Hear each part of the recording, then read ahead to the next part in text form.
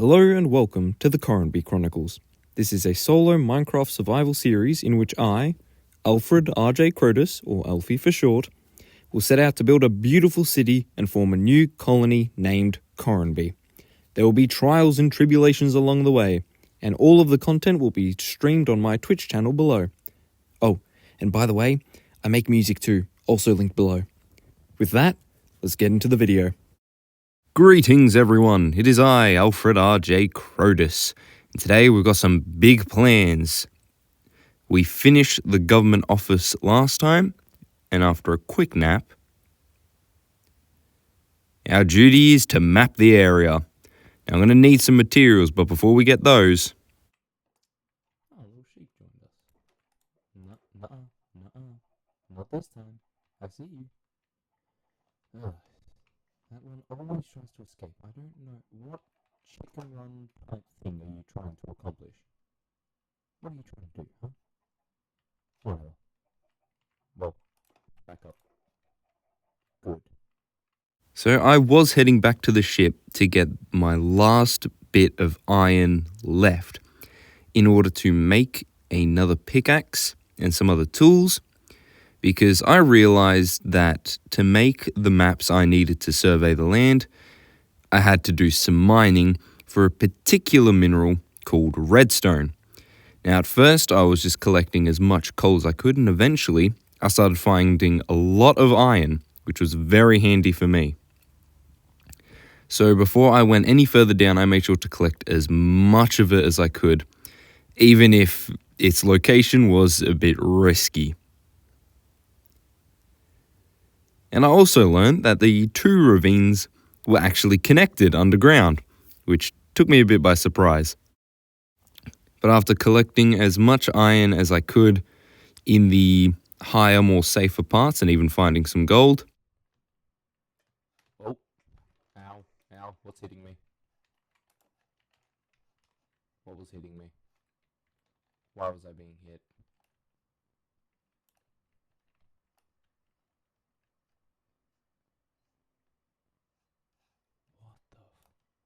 What hit me? So after that, I promptly went home. Didn't want to risk anything else for the night. The very next day, I had to make sure that these zombies, if you will, were off my damn property, now that it is technically mine. And it was straight back into the ravine. I went down the waterfall and ended up finding a little ledge and deciding against it.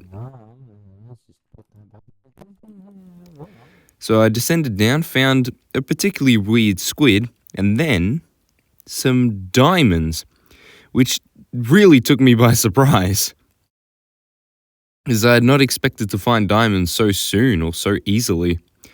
So before I went to get them, I made sure that the area was secure before I went and collected all of them. It was also at this point that I found out that whatever that squid-looking thing was, dropped glow ink sacks.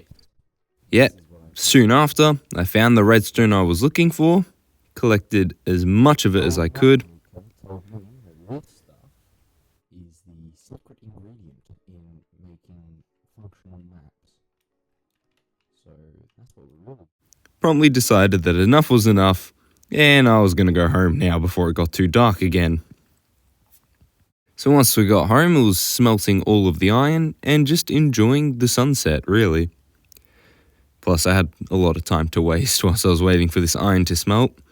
And the reason I had to go on the expedition was to make compasses, which are very crucial in map making, so I've been told. But aside from that, it is nice to just stop and unwind and just enjoy the sunset. And after that, straight to bed. Bright and early the next morning, I realized that with the amount of bones I'd collected, I could make bone meal, which is very handy because I had mildly been neglecting the farm. So it was up to expanding it and growing as much wheat as I could so I wouldn't starve, which I'd realized, and you might want to take note of that, I was totally out of food. Keep that in mind it'll come back later. But with that, I made as much bread as I could and went to harvest the sugarcane, which was necessary to make paper. But I happened across this fellow.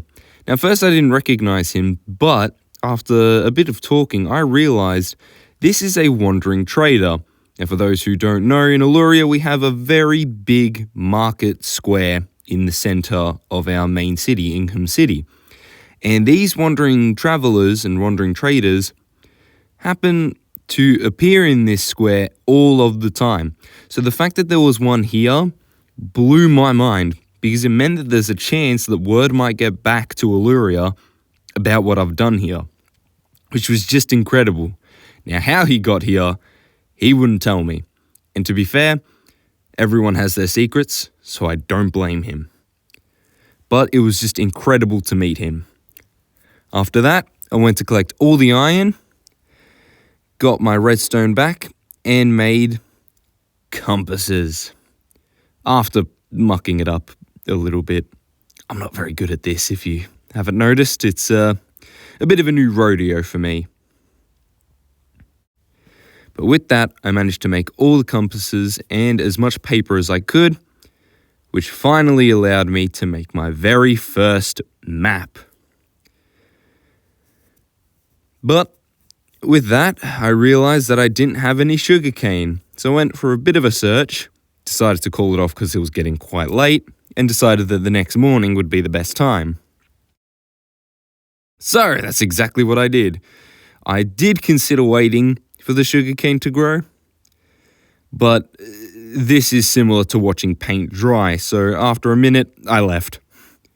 I searched just about every corner that I could, tended to the chickens out of boredom, waiting for the sugarcane to grow, nearly had another escape, but that's okay. It seems to be a bit of a common thread with these chickens. I don't know what is up with them.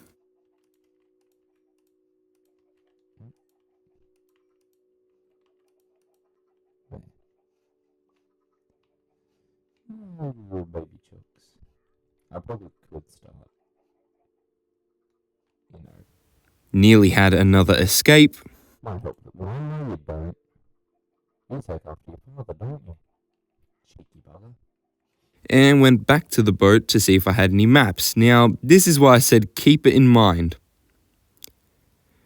I had so much food waiting for me. However, the next day I finally started mapping out the place. Realizing that I needed 4, I realized it was going to be a bit tedious getting all the paper, but I made sure to get every corner of the first current map and set off in search of more sugarcane. I swear I looked everywhere and found nothing until I went home and realized there was a bunch of it sitting right next to the boat. It was infuriating, to say the least. But at the end of the day, I was still glad that I managed to find some, because some is better than nothing.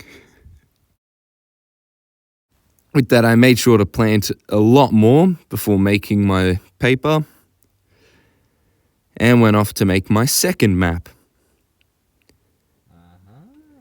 So, after a quick little bit of wandering around, I tried to figure out how to use the cartography table, which again, is not something I'm exactly well versed in. I thought it was something that could combine maps, but after some clear attempts, it really wasn't working and I had no idea what to do. And I figured, is it maybe something to do with paper instead of combining maps? And the second I gave that a whirl, it worked. So with that, I was able to make a much bigger map, which was much greater for me because it meant I could map out more of an area without making a million maps.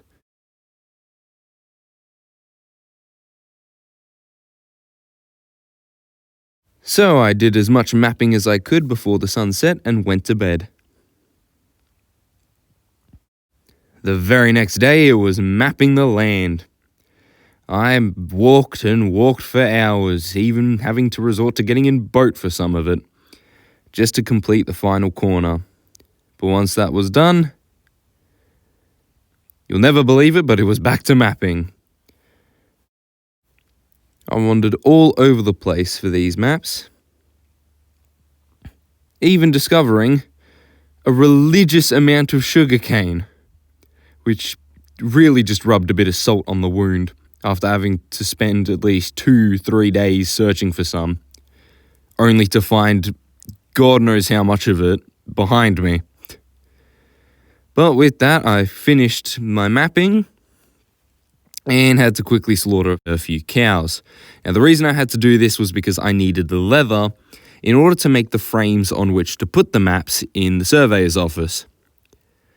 Now, with my newfound amount of sugarcane, I made as much paper as necessary and had some left over. Truly a time to be alive. With that, I ate the steaks that I had gotten from the cows, mapped out the last 2 maps before taking them to the cartography table to be expanded, climbing over many hills and realizing even the chicken coop made it onto the map, which just made me laugh. And then I expanded the map so I could have a proper, exact same size scale map of the area.